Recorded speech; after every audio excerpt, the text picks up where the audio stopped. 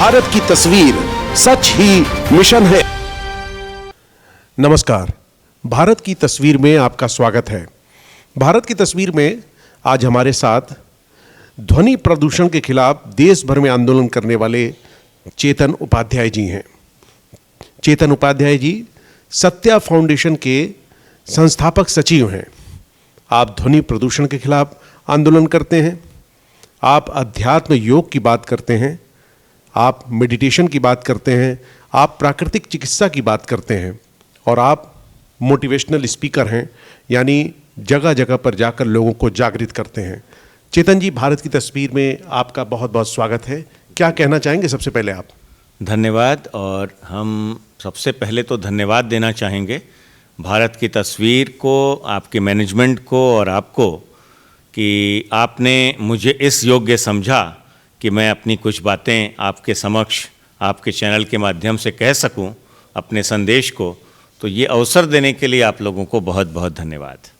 चेतन जी, जहाँ तक मैं जान पाया हूँ आपके बारे में, आपने IEMC जो इंस्टीट्यूट है, अग्रणी इंस्टीट्यूट है पत्रकारिता का देश में, वहाँ से आपने पत्रकारिता की डिग्री ली थी, डिप्लोमा किया था IIMC से, और उसके बाद आपने वहाँ गोल्ड मेडल भी जीता था।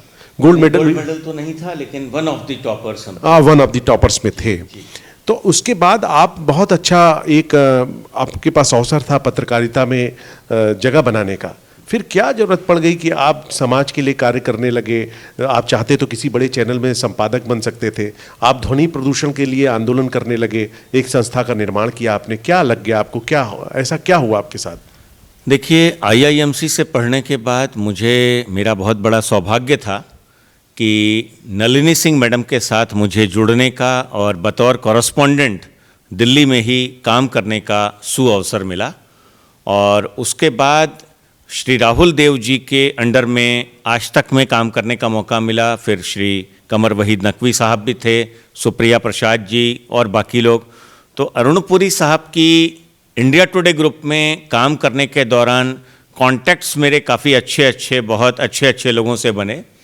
और लेक्चर देने की जो मेरी एबिलिटी है, मोटिवेट करने की जो एबिलिटी है स्कूल के बच्चों के बीच, कॉलेजेस में जाके, तो वो एबिलिटी को मैं पहले से पहचानता था। दिल्ली के मीडिया में काम करने के बाद मुंबई के मीडिया में भी कुछ समय मैंने काम किया। और एट फैक्टर्स पब्लिक रिलेशन की जो सबसे बड़ी फर्म है इंडिया की, श्री मदन बहल जी के साथ बतौर कंसल्टेंट जब हम काम कर रहे थे, तो वहाँ पर NMS IMS एक है विले पार्ले में मुंबई में। तो वहाँ के पत्रकारिता के छात्रों के बीच ऐसा मोटिवेशन लेक्चर एक दिन हुआ कि लोकल ट्रेन की चिंता भी उन्होंने छोड़ दी। रात का समय था और बोले 1 घंटा इनका लेक्चर और होना चाहिए। तो लेक्चर खत्म करने के बाद जैसे सहसा अंदर से आवाज़ आई कि अब मुझे पूर्णकालिक तौर पे लेक्चर देने का ही काम करना चाहिए, देश भर में घूम घूम के। और नौकरी छोड़कर दिल्ली और मुंबई का जो वहाँ की जो लाइफ होती है उसको छोड़कर मैं बनारस आया और सत्या फाउंडेशन नामक संस्था, अपनी माँ के नाम पर इस संस्था का 30 दिसंबर सन 2000 को इसका विधिवत निर्माण हुआ।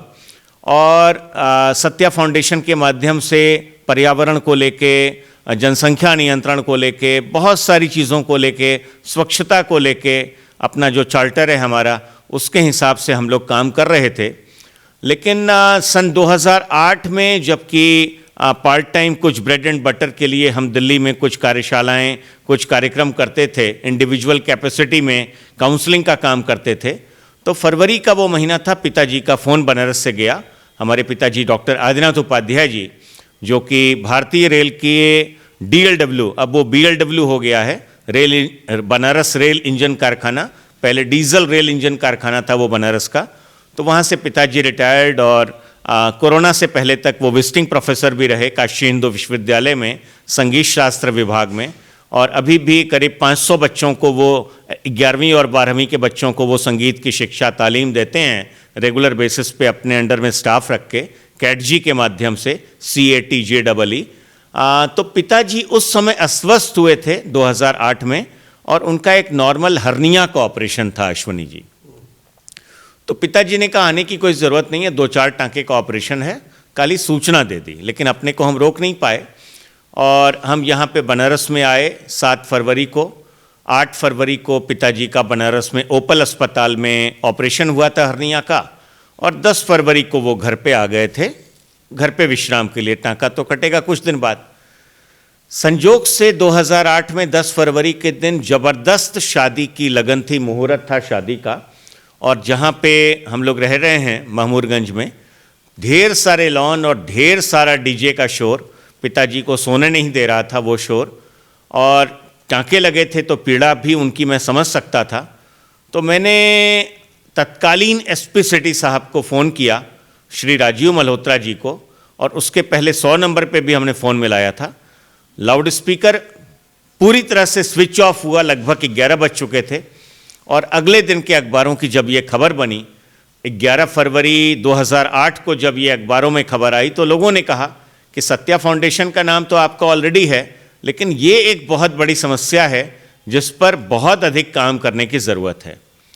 तो ध्वनि प्रदूषण का आलम ये था उस ज़माने में, अश्विनी जी, की बिल्कुल अराजकता का दौर था। बिल्कुल जिसको कहें कि कोई नियम कानून का कोई ध्यान नहीं करता था। 2-2 बजे रात तक डीजे बजता था, और बहुत अजीबोगरीब माहौल था। तो उस माहौल में पहले लोगों की प्रेरणा से जग जाना, ये भी भगवान की कृपा थी कि मुझे लगा कि लोग सही कह रहे हैं। और एसपी सिटी साहब से भी, राजीव मल्होत्रा साहब से भी पब्लिक ने कहा कि सर ये तो जन जन की समस्या है, गली गली में लॉन्स खुल रहे हैं और नियमों का पालन नहीं होता। तो अभियान हमारा शुरू हुआ, जागरूकता अभियान। 100 पैम्पलेट्स शुरू में, मतलब साइक्लो स्टाइल करा के, फोटो स्टेट करा के, मतलब कुछ लिटरेचर हमने बनाया, 2 पेपर कटिंग्स लगाई, नियम कानून का हवाला दिया कि सुप्रीम कोर्ट का क्या आदेश है, गूगल से सर्च करके, और जो भी अपनी टूटी फूटी भाषा है उसमें पैम्पलेट का निर्माण करके, पेपर कटिंग्स को चिपका के बाकायदा, और उसका फ़ोटो स्टेट करवा के। और शुरू में हमने प्रबुद्ध जन को, जो थोड़ा प्रभावशाली लोग हैं, प्रभुत्व वाले लोग हैं, चुन चुन के ऐसे लोगों को देना शुरू किया, ताकि केवल वो पैम्पलेट उनके पॉकेट में न रह जाए, उसका वो वास्तव में सदुपयोग कर सकें। और आपको जानकर बहुत अच्छा लगेगा कि शायद 70 या 75 वो जो हाथ से फ़ोटो स्टेट करा के बांट रहे थे, तब तक एक डॉक्टर साहब मिले।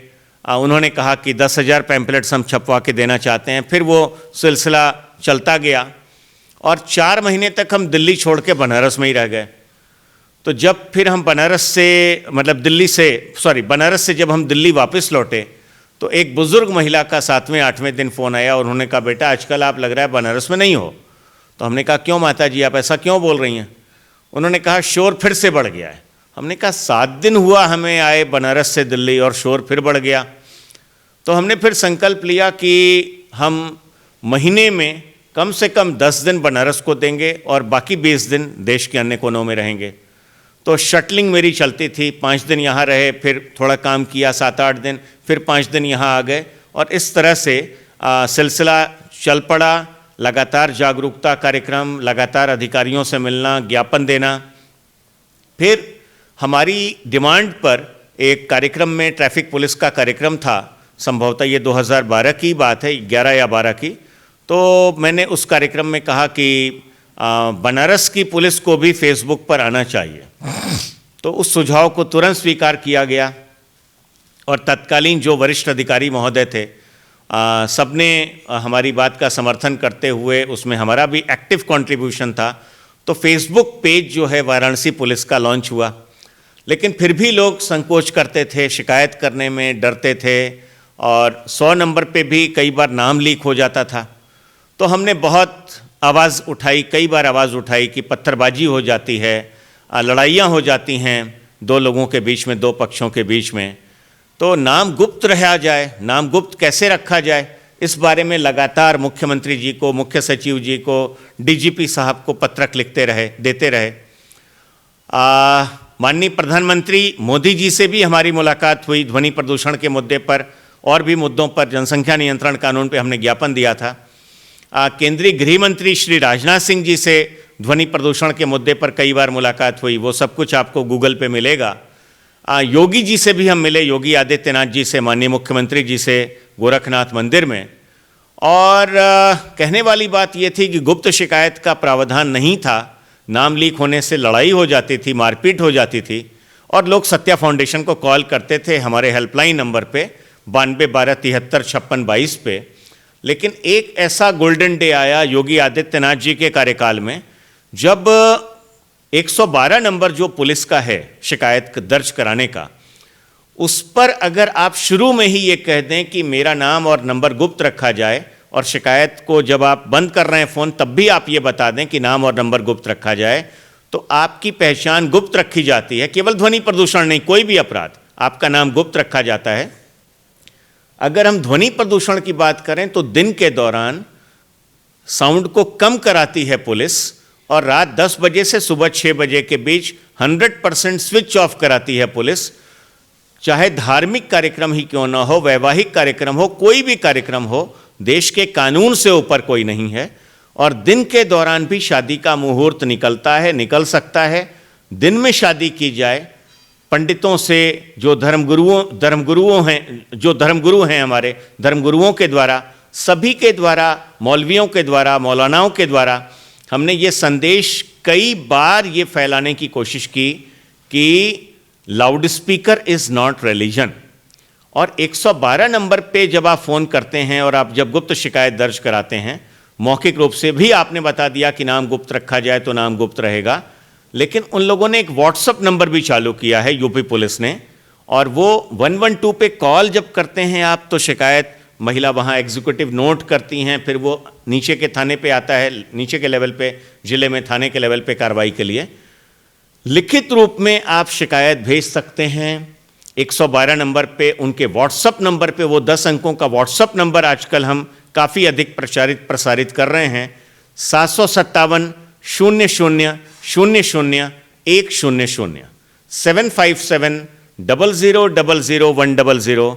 इस पर आप लिख दें कि महोदय फला फला जिले में फला फला थाना अंतर्गत फला फला मोहल्ले में, कोई अपना लैंडमार्क भी दे दें कि फला फला मस्जिद, मंदिर या गुरुद्वारा गिरजाघर के पास, या फला फला कॉलेज के पास, या फला पान की दुकान के पास, या फला सिनेमा हॉल के पास, एक लैंडमार्क भी देते हुए कि महोदय फला फला जिले में फला फला थाना अंतर्गत फला फला मोहल्ले में, अपना लैंडमार्क देते हुए फला फला जगह के पास तेज आवाज़ में लाउड स्पीकर बजाया जा रहा है, कृपया इसको कम कराया जाए दिन के लिए, ये आपका मैसेज होगा।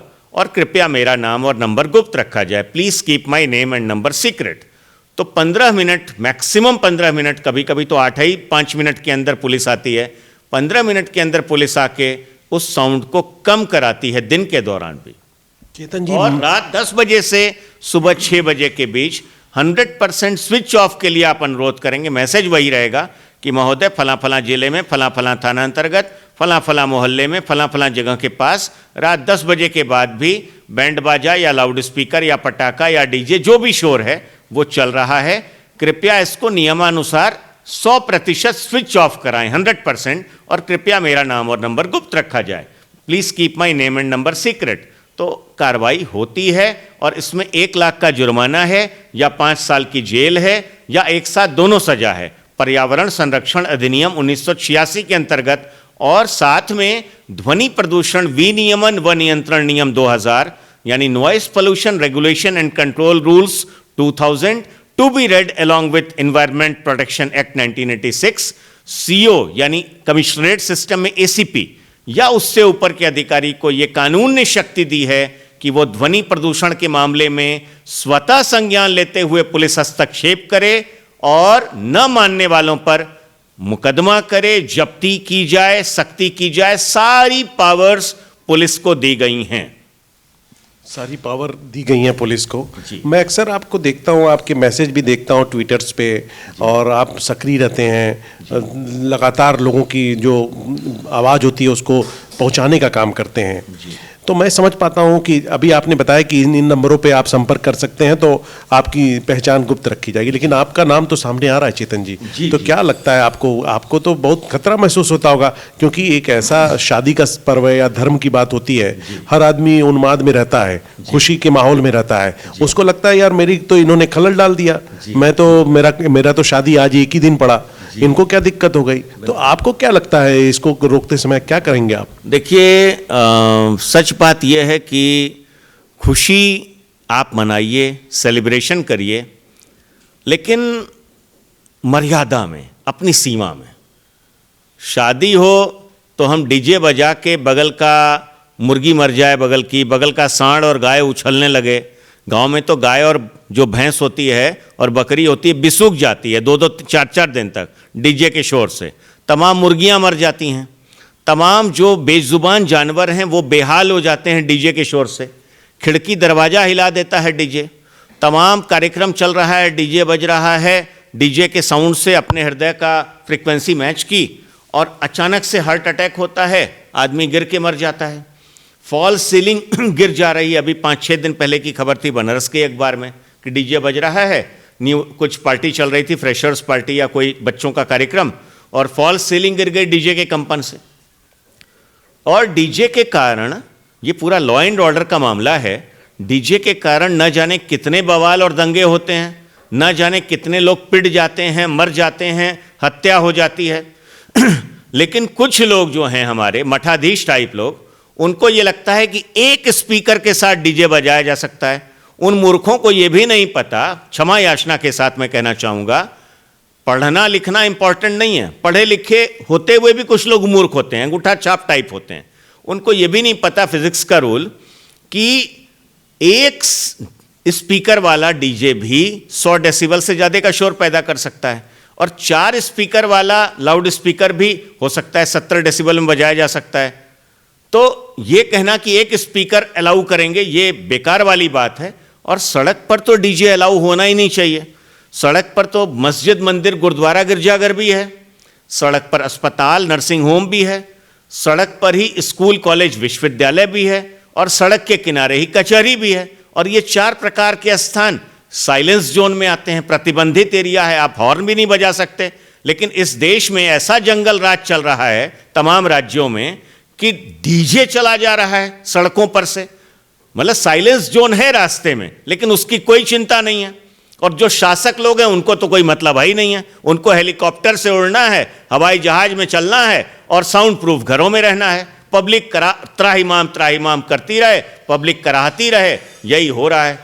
तो हमको ये लगता है कि भारत के संविधान की जय जयकार करना, भारत माता की जय जयकार करना वो अच्छी बात है, लेकिन भारत माता का जो संविधान है भारत का, उसको पढ़ना, उसको जानना, उसका पालन करना, और जब आप पालन करेंगे तभी आप पालन करा पाएंगे। अगर आप गूगल पे सर्च करेंगे कि बहन की शादी में बंद करवा दिया लाउड स्पीकर, अपनी बहन की शादी जिसको मैंने गोद में खिलाया, बाराती लोग 9:58 पे डीजे बंद हो गया, लेकिन फिर बोले कि नहीं जनवासा का संगीत बजेगा, लाउड स्पीकर बजता रहेगा। हमने कहा ये तो नियम में है नहीं कि धीमी आवाज में बजे। अगर आपको बजाना है 10 बजे के बाद, साउंड प्रूफ ऑडिटोरियम होना चाहिए। तो हमारे यहाँ साउंड प्रूफ ऑडिटोरियम तो गाँवों में होता नहीं है, तो फिर शादी दिन में हो और रात 10 बजे के बाद जनवासे का संगीत क्यों बजेगा? थोड़ी बात बिगड़ती उसके पहले ही मैंने वहाँ से हटना उचित समझा, पुलिस को फ़ोन किया। थाना अध्यक्ष महोदय ने कहा मेरा गांव भगतुआ है, चौबेपुर थाना अंतर्गत बनारस में, तो वो सारी घटना आपको मिलेगी, मैं उसको लंबा ना करूं। बहन की शादी में बंद करवा दिया लाउड स्पीकर गूगल पे। और 12 फरवरी 2022 को मेरे पास फ़ोन आया। मैं जनसंपर्क के लिए मैं जौनपुर में था उस दिन, और रात के समय फ़ोन आया कि मेरा ननिहाल का नाम लेकर कि मेरे ही मामा जी के खिलाफ, मेरे ही हमारी संस्था के हेल्पलाइन पे शिकायत आई, सत्या फाउंडेशन के हेल्पलाइन नंबर पे, कि फला के घर में फला गांव में लाउड स्पीकर बज रहा है। मामा जी को फ़ोन लगाया, फ़ोन नहीं उठा। उनके दोनों बेटों को फ़ोन लगाया, अपने भाई लोगों को, नहीं फ़ोन उठा। फिर पुलिस को बताया, ट्वीट किया, 10:25 पे लाउड स्पीकर स्विच ऑफ हो गया। 14 फरवरी 2022 को ये घटना अखबारों में प्रकाशित हुई। सभी अखबारों में, लगभग सभी अखबारों में ये घटना प्रकाशित हुई। तो हमारे फेसबुक पर भी आपको मिलेगा, चेतन उपाध्याय पेज है हमारा, जिसमें उपाध्याय की स्पेलिंग है UPADHYAYA, चेतन CHETAN, UPADHYAYA पेज, चेतन उपाध्याय पेज फेसबुक पर आपको मिलेगा।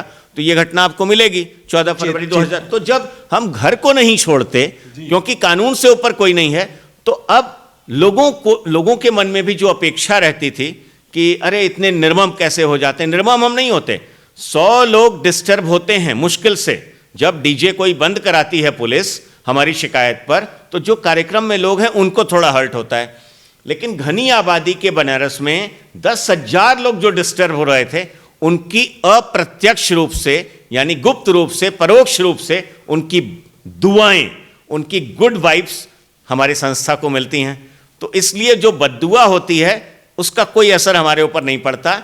शोर खतरनाक है, दिन के दौरान भी आप लिमिटेड साउंड में करें। बहुत तेज नाचने कूदने का मन है तो साउंड प्रूफ ऑडिटोरियम दिन के लिए भी, और रात 10 बजे से सुबह 6 बजे के बीच स्विच ऑफ जब हम कराते हैं तो डर नहीं लगता आपके सवाल पे हम आ जाएं, बल्कि रादर एक हमें अंदर से आनंद की अनुभूति होती है कि लोगों की नींद, लोगों के स्वास्थ्य के लिए अगर कुछ हो भी जाए, खुदा न खास्ता, भगवान न करे ऐसा हो, लेकिन अगर ऐसा हो भी जाए, क्योंकि मृत्यु तो एक ही बार होती है और वो आनी है कभी ना कभी, तो अगर भारत माता के संविधान के लिए, भारत के संविधान की रक्षा के लिए अगर हम शहीद भी हो जाएं, तो मेरी माँ खुद कह के गई, 2017 में दुनिया छोड़ के गई, तो उसमें कोई बुरा मानने वाली बात नहीं है। ये माता पिता के लिए गर्व की बात होगी, समाज के लिए गर्व की बात होगी। लेकिन अभी तक मुझे एक पत्थर या एक ईंट या एक डंडा या एक गाली भी नहीं मिल पाई पब्लिकली। इनफैक्ट यहां तक हुआ, मैं ऑन रिकॉर्ड कहना चाहूंगा कि जब हम वीडियो बनाने गए, हिंदुओं के लाउड स्पीकर ध्वनि प्रदूषण पर भी कई मुकदमे हुए। सत्या फाउंडेशन वाराणसी जो हमारा यूट्यूब चैनल है उस पर आपको ये भी मिलेगा कि मुसलमानों के ध्वनि प्रदूषण पे भी हमने कई मुकदमे कराए। तो हमने खुद जाके भीड़ में, मुस्लिम हो या हिंदू, वीडियो जब हम बनाते हैं तो भीड़ ने चिल्लाना शुरू किया, अरे सत्या फाउंडेशन वाला आ गया, सत्या फाउंडेशन वाला आ गया। भीड़ है, लेकिन चूंकि मैं धर्म का काम कर रहा हूं तो इसलिए आपका यानी उन मुस्लिम भाइयों का अल्लाह और हमारा जो भगवान है, हमारे जो देवादिदेव महादेव हैं, हमारे जो भगवान शिव हैं, वो कोई अलग अलग तो है नहीं। एक ही ब्रह्म है, एक ही भगवान है, एक ही ब्रह्म है, एक ही भगवान है, एक ही गॉड है। भारत की तस्वीर सच ही मिशन है।